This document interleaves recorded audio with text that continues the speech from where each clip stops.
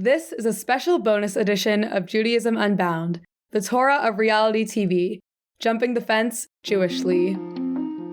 Welcome back, everyone. I'm Lex Rofberg.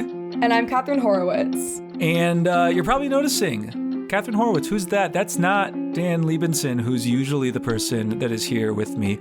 That is a logical thing for you to be thinking because it's true. Catherine Horowitz is our Judaism Unbound and New Voices magazine fellow for the year. She's our fellowship holder. We have had some wonderful fellows in the past whose bonus episodes you can access via the show notes for this episode. We've had an episode from Rini Yehuda Newman. We've had an episode from Becca Lubo. And this is another version of one of our fellows bringing their wisdom to our listeners through a bonus episode. And what that's going to look like today is that we're going to be deep diving into pop culture, Jewish pop culture, into pop culture as a kind of religious practice. And to kick things off, Catherine, I kind of want to hear, why are we doing that? For a lot of people, pop culture is something that is seen as not serious, and for that reason, I guess, not important. And we see in a religious context, old texts, the Torah, the Talmud, things like that. Those are important, and those take up a different sphere of our lives than reality TV and pop music and things like that. And that's also true in academic spheres. I'm an English major. And so we see classic literature as serious and important. And then there sort of is this lowbrow sphere of things that is not important and not necessarily, I guess, sophisticated enough to take up serious time and serious analysis, because people see it as silly, I guess. But it actually is a really huge part of how people form identities. The music we listen to, the movies we watch, all of the media that we consume, that really dictates a lot how we think of ourselves. I think of myself as a Jewish person. I also think of myself as a Bachelor watcher. That is a really big part of my identity. And it's a big part of how we connect to other people. It takes up such a huge part of people's lives. It's something that I'm really interested in analyzing and talking about seriously. Yeah, I love a few words that you used there. So you use the word serious and seriousness a few times and sophisticated. And I think you're absolutely right. There's this way in which we stratify Jewish stuff into a few categories. The category that is at the top of the pyramid, that is seen as most intellectual or maybe most spiritual or most storied or most Jewish, honestly, would be texts. Ancient texts like Torah, Talmud, absolutely those. And, maybe more recent texts, if they're from rabbis and analyzing legal things and all that stuff, that's serious, that's sophisticated. And then stuff that we watch on a TV or in a movie theater is not seen that way. But I've learned a number of things over the years in giving presentations to Jews about various subject matter. I think there are a lot of Jews who would be more upset if I said, Barbra Streisand isn't that great, than would be if I said, Moses isn't that great. More upset blaspheming the name of Barbra Streisand than would me blaspheming the name of Moses from, the 5 books of Moses. And we could laugh at that. We could say that's kind of funny, that a contemporary singer and actress would be a bigger deal for many Jews' lives and even their relationship to Jewishness, to Judaism.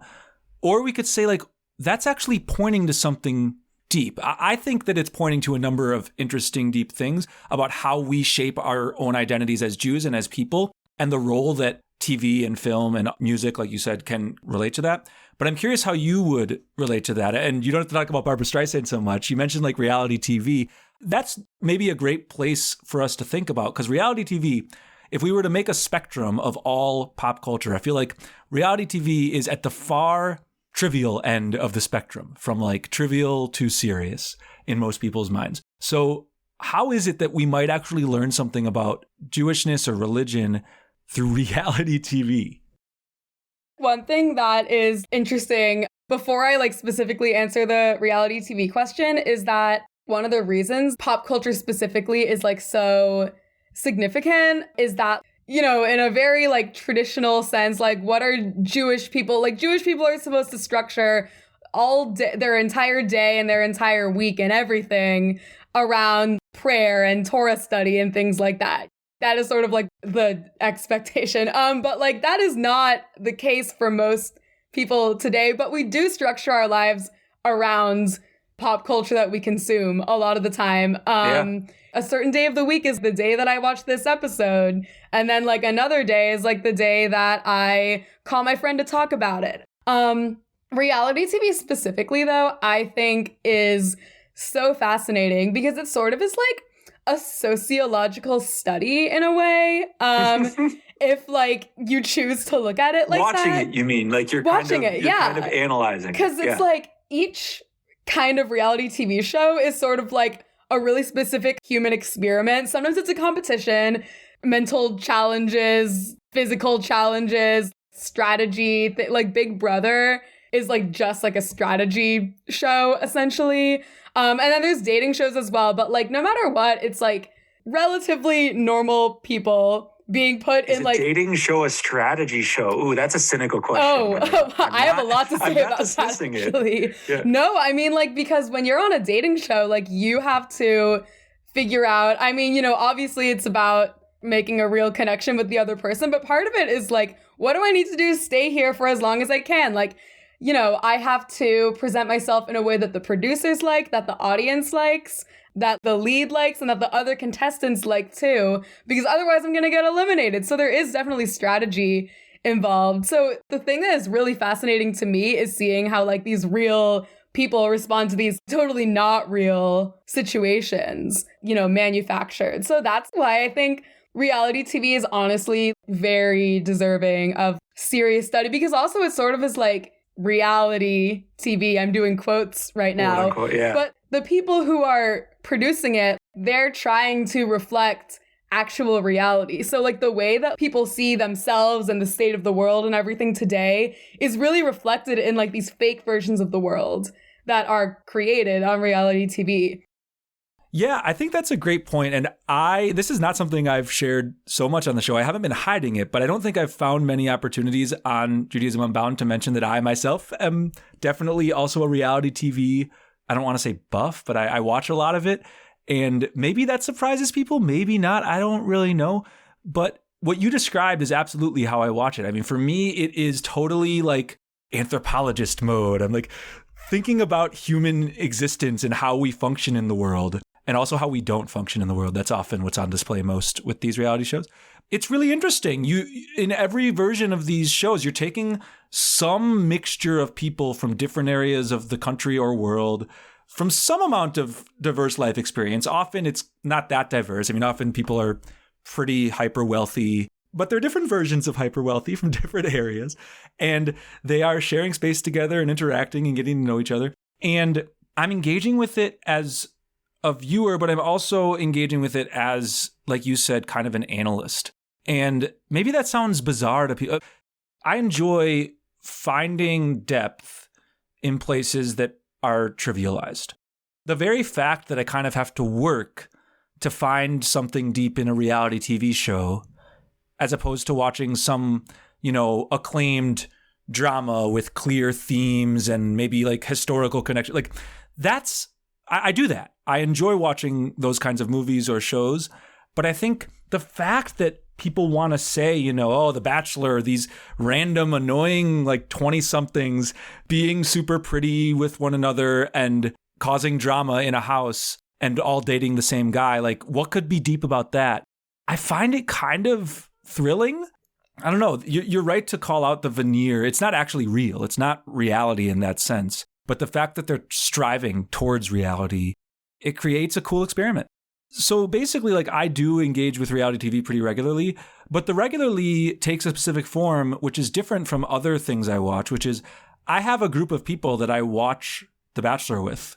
We have like a silly fantasy pool, like a contest with one another. Oh, I didn't even know that. We watch on Tuesday nights. Which is funny because The Bachelor actually airs on Mondays. Yeah. But not everybody can make it on Monday. So we watch on Tuesdays, the day after. We go to one of our houses or apartments and we watch together, and we're like commenting together and analyzing it together. And the fact that we sort of collectively, I don't want to say hate watch. We actually do like it. I don't want to pretend I'm this like I'm above it. I'm more sophisticated than the reality show. I enjoy it in certain ways, but it's also like a terrible reflection of the world. But I go on Tuesdays and watch it with people every week in a way that's kind of parallel to folks who go on every Friday night or Saturday morning to a synagogue service. Yeah, I have the same sort of thing as you. I have friends that I specifically connect to, like, through watching TV shows. So that actually relates to the big idea of what I wanted to talk about on this episode, which is how watching TV resemble religious ritual. And, you know, I also have the same experiences as you of watching it with other people. I also think that there's a lot of ritual within these shows as well, even separate from like watching it and talking about it. But I kind of wanted to start by asking you, like, what exactly do you think of as a ritual? Like, how do you define that word? Whew. I would boil ritual down to an activity in somebody's life that, well, no. One category of ritual relates to like the adjective ritualized. I think it means like patterned, something you do repeatedly. So you might do it daily. If somebody is a person who meditates and they do it each day, you know, that's ritual in the sense that it is ritualized. Now, the other category is that I actually think ritual doesn't have to be repeated. Lighting Shabbat candles once, like I do think that's ritual. I wouldn't call it a practice. We actually talked about this in our spirituality unit of Judaism Unbound. I wouldn't call something a practice unless you practice it regularly, like if you do it repeatedly. A ritual, I would just say it's an act and an action that somebody does to connect to other people or the divine. Maybe it's just an act that people do to consciously connect to something beyond themselves. Shabbat candles is a ritual. Watching a TV show regularly is a ritual.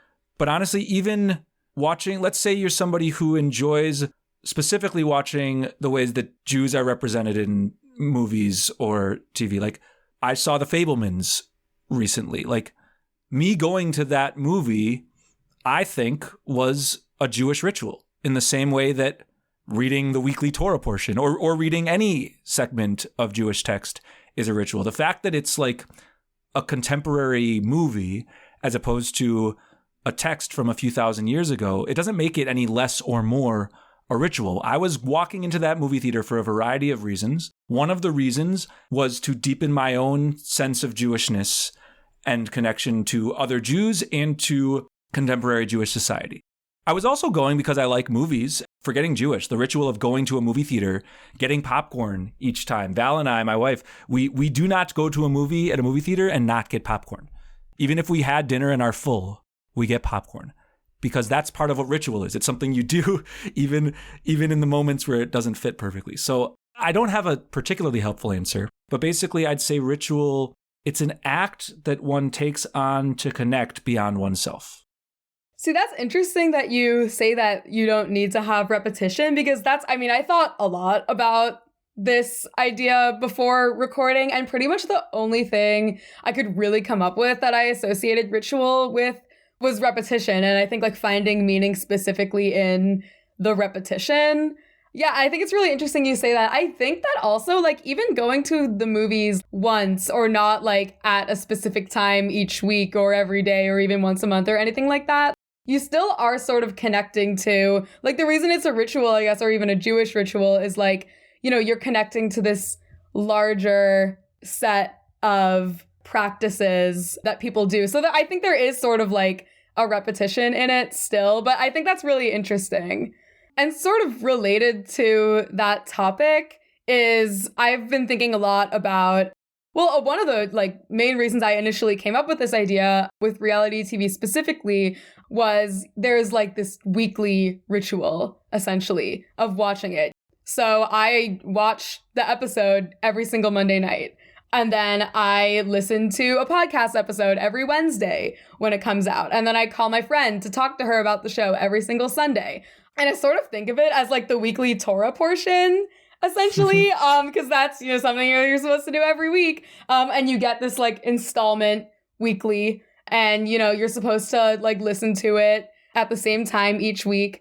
I've also been thinking about this sort of newer topic of, there's some shows that come out that aren't actually weekly episodes anymore. They're all released at once. And even shows that do come out weekly, like now that we have all this access to streaming services, it's very possible and very common to not watch the episodes weekly, but to watch an entire season after it comes out, like on a random Saturday or something like that.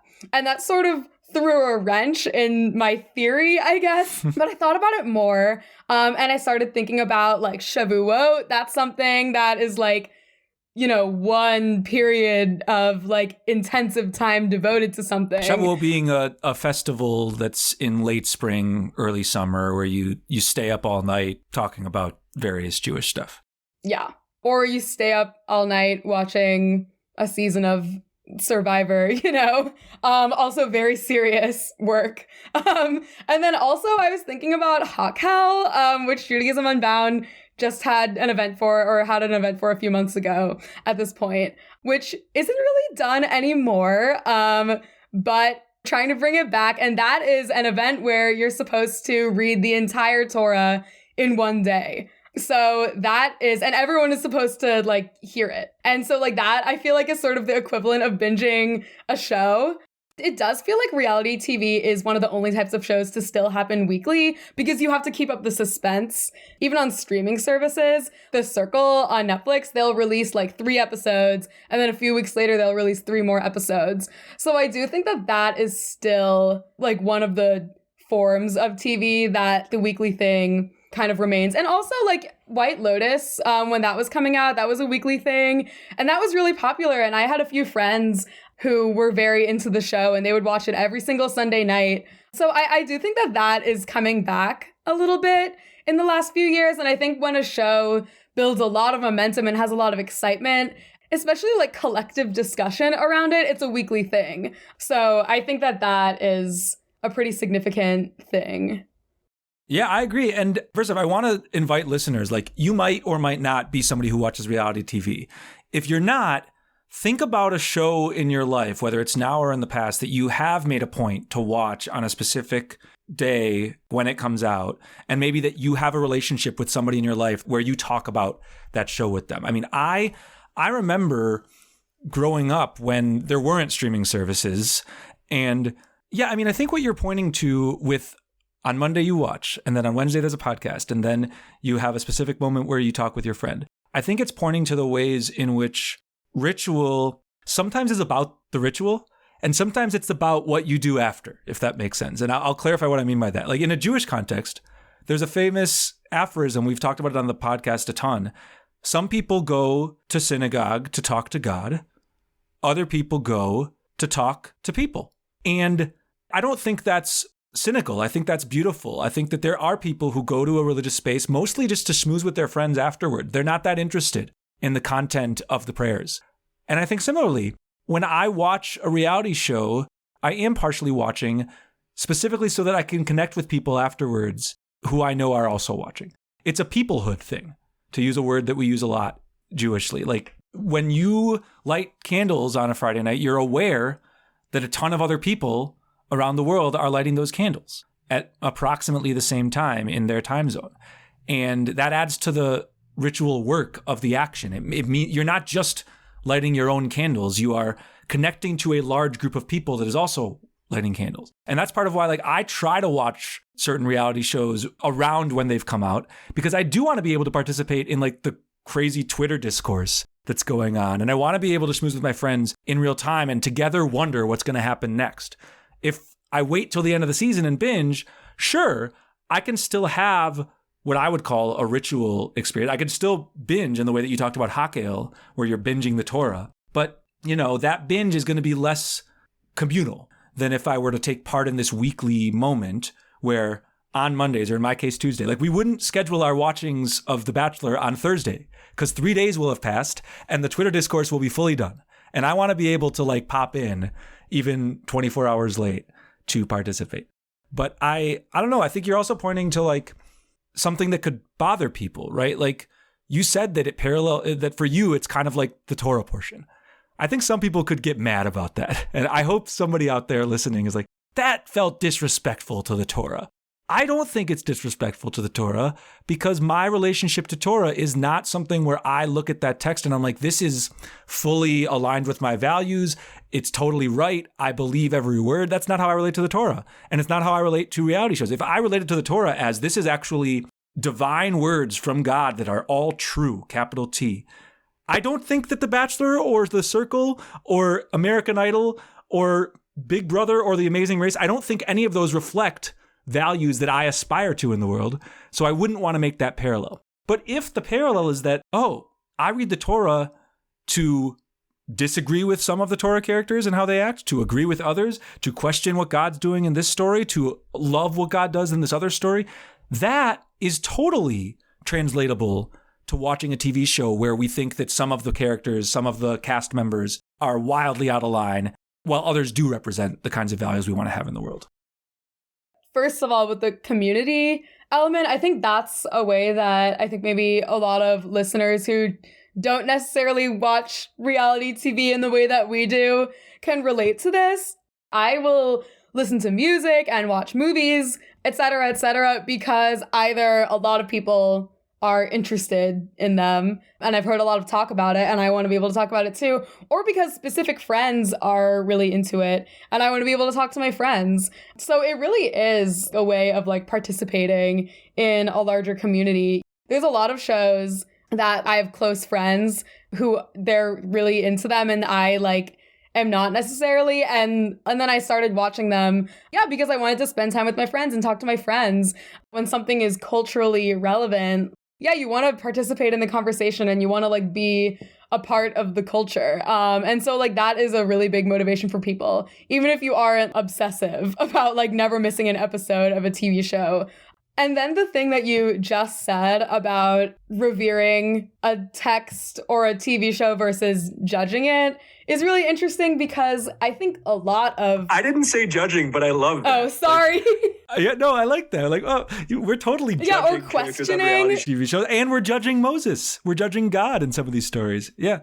Yeah, but I mean, I think that is a big part of why people watch reality TV specifically, because they want to make moral judgments or find some sort of moral direction. And so much of what they talk about on those podcasts is like, did this person make the right decision or did they make the wrong decision? Or like, is this person a villain or do we understand their actions or should this person have been eliminated? But yeah, I mean, like, especially in the last few years, people get really into it. Actual, like, anger around, like, how certain conversations are handled and how certain conflicts are handled. And, you know, especially on dating shows, people are really sharing, like, deep emotions. But I think, honestly, on a lot of reality shows, there's sort of this requirement to come in with some sort of personal tragedy that you're going to share at some point on the show.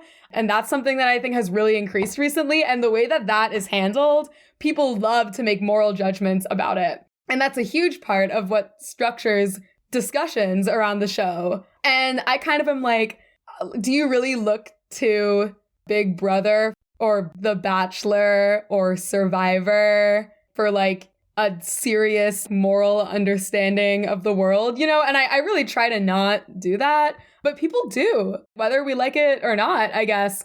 So I think that's how it's become, at least in the past few years. I definitely don't look to The Bachelor or even other shows that are a little less cynical. I happen to love The Amazing Race. It's just, you know, a race around the world where people do fun activities and are trying to go faster than each other. But even there, I don't think that it's a model of all the values I would aspire to in the world.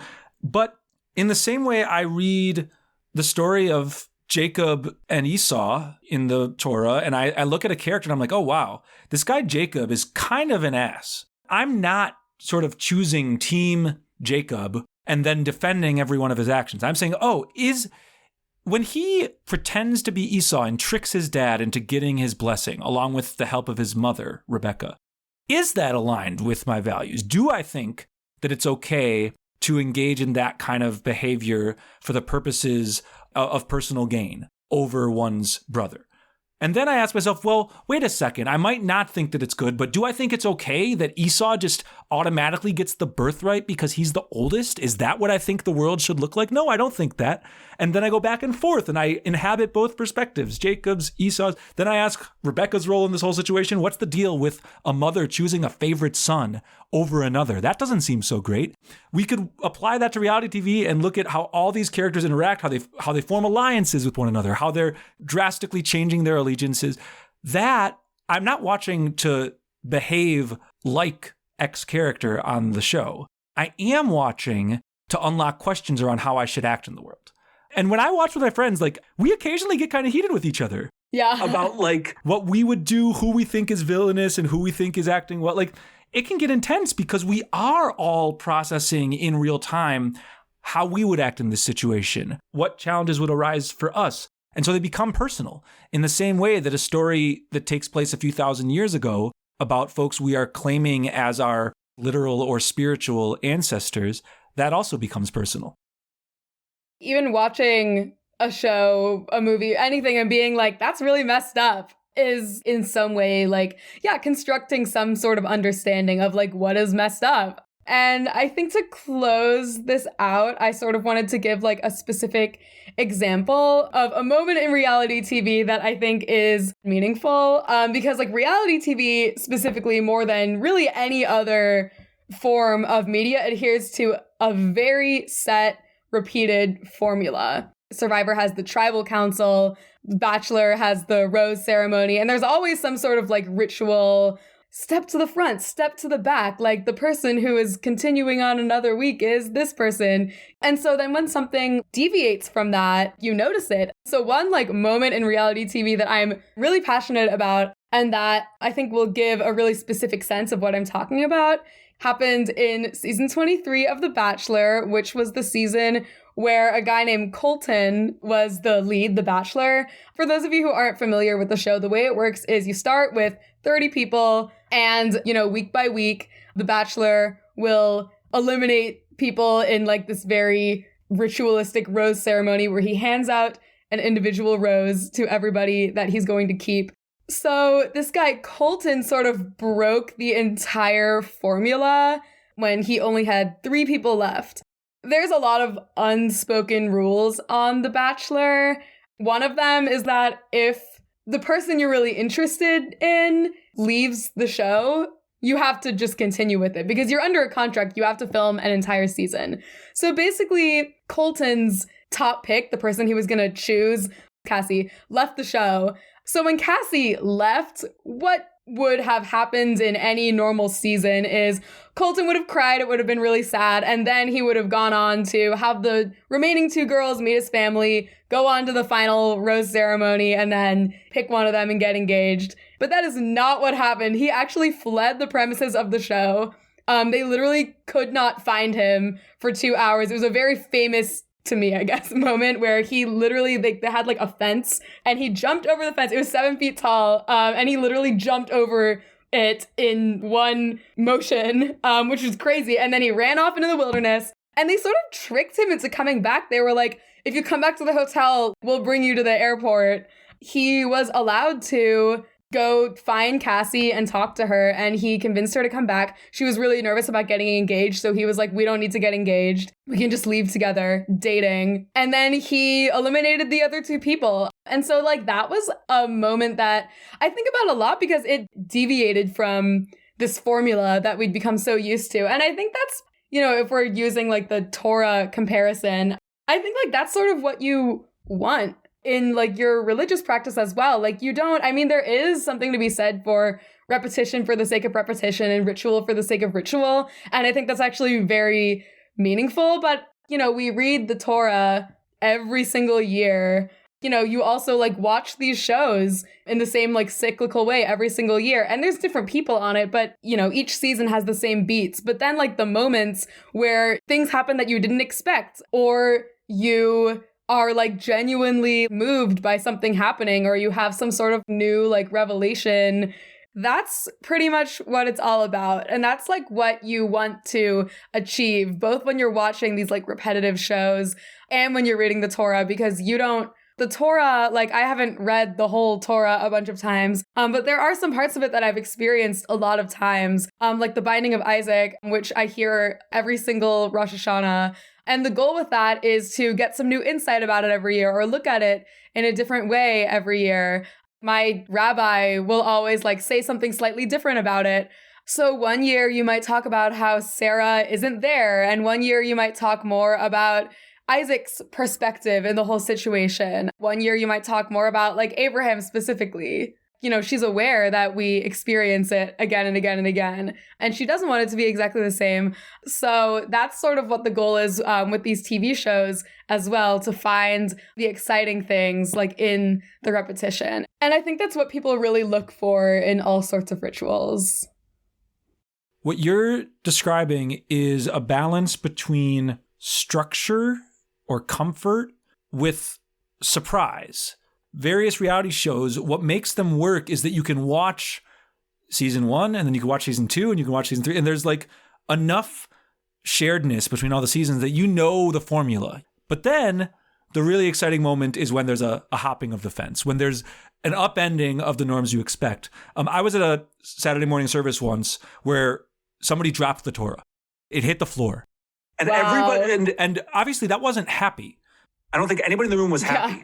But I promise you, that Saturday morning service sat deeper than virtually any other Saturday morning service I've ever been to, because it was the hopping of the fence. It was like, oh my gosh, everything that I am used to being normal in this space is now gone. The Torah just hit the floor. What do I make of that? That is, I think, what good ritual does. It provides enough of a pattern, enough of a rhythm that you know what's coming most of the time. But then every once in a while, it's like a heart skipping a beat. Something shifts. And those are the moments where the actual juiciness of religion or culture, pop culture, whatever, that's where it lives. To get Judaism Unbound for a second, like, there's ways that I think we could shape better and different reality TV by looking at what religion is. And I think the other way is true too. I actually think that we could have better Torah studies if we thought that they should look like an episode of a reality TV show. What if every single Torah study began with previously on Torah study? Just like every episode of The Bachelor starts with previously on The Bachelor. That's a good teaching. We should remind people what was happening in last week's Torah portion when we're talking this week's. That makes it possible to draw connections between last week and this week. If you don't do that, you're not going to connect the story of Balaam and Balak and the talking donkey to the story of Pinchas, which comes next. You know, when we see the benefits of a reality TV experience, as silly as that seems, we can grow and learn a lot. And so I just wanted to give as my last thought that, like, I grew up in Sunday school, and my teachers, when I was like 5, said, God is everywhere. But I think if I said to them, okay, God is in reality TV, talk to me about that, they would have been like, wait, everywhere else. And part of what I'm doing when I'm watching reality TV and trying to find meaning in it is actually a spiritual practice of finding meaning, finding something special, even in the places that are seen as most trivial. That's something I actually aspire to for our Jewish communities and for the rest of the world too. I just wanted to respond to an earlier thing that you said about making our religious practice and our religious spaces more like reality TV. A lot of Jewish communities right now, and also a lot of reality TV shows that have been around for a really long time, and especially ones that are on like cable networks, a lot of those shows are facing the same sort of reckoning of people aren't interested anymore. How can we keep people interested? And moments like the fence jump, that is one of the only moments in the last few years where I really remember that people were talking about it. Like, I remember like walking to the library and I was standing by the printer and I heard like these random people being like, did you hear what happened with Colton last night? And I was like, wow, people are talking about it. And that was a moment where I felt very dignified about liking The Bachelor, you know, because it seemed like it was really getting the attention that it deserved. But I think, you know, ever since then, like, producers of the show are really trying to figure out, like, how can we get back to the fence jump? How can we create moments that are similar and like authentic seeming and also shocking? the standard is not sticking to the same formula and doing the same thing again and again, but like what you want is to be able to keep jumping the fence in a way that keeps people interested. And I think that that is something that a lot of religious communities have to think about too. There's obviously all this talk about how young people aren't as into religion or their religious identity, which is like a whole thing. But I think really thinking about how are you going to keep jumping the fence, reinventing how your religious practice works, essentially. That is such an incredible closing note. And it feels like the most Judaism Unbound point we could close with. And what I mean by that is like, since our beginning of this show, we've been talking about how people think that what Judaism is or what Jewishness is about continuing this lineage, this tradition that we received, sort of maintaining it and then passing it on to the next generation. You know, you receive a set of holidays and stories and rituals and whatever, and our job is to polish those and pass it to the next generation. But what you're saying with this hopping the fence piece is the magic is in the moments where it's discontinuous, where we actually shift drastically the norms of what Jewish experience are or can be. So that's really, really cool. Catherine, thank you so much for facilitating this conversation. We're going to close out this bonus episode in the same way that we close every one of our episodes, which is encouraging folks to be in touch with us. I anticipate many, many emails from all of you out there, you fine folks. I anticipate that there will be some notes that are like, how dare you? Why did you make this comparison between the 5 books of Moses and reality TV? How dare, like, please send those. I believe very deeply both in myself and in Catherine's ability to field those questions ably. So send us notes. You can send them to me at lex@judaismunbound.com and I will bring Catherine into the thread. And also, if you really liked this, if you're part of Bachelor Nation and you found it refreshing that a Jewish podcast thought there was something to talk about with The Bachelor, let's talk. Send us that email too about how excited you were. So here's how you can do that. You can send us Facebook messages, Instagram, etc. All of our handles are at Judaism Unbound. You can email me at lex@judaismunbound.com. And you can check out the show notes for this episode at judaismunbound.com/podcast. You can read Catherine's incredible article about The Bachelor that was published about a year before this episode is coming out. That is part of why we hired her to this fellowship, honestly. And in general, we really appreciate hearing from everyone, whatever your takeaways are from this conversation. So thanks so much for listening. And with that, this has been Judaism Unbound.